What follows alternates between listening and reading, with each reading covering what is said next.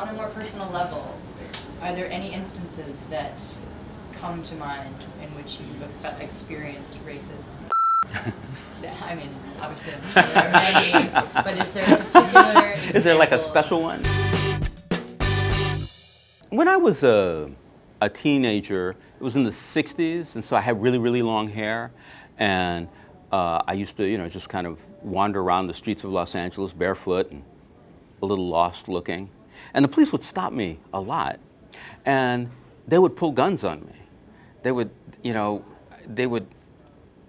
because they would be nervous about me. It would be funny because I felt like I couldn't do anything, and here these big policemen that had guns, and they would be pulling them and pointing them at me, and saying very racist things to me, saying like, we stop. I'm not using the same language they were using, but we stop black people in white neighborhoods and white people in black neighborhoods with much more colorful language, and I just had to sit there, and they would go through my pockets, and they would search me, and they would question me very, very deeply, and.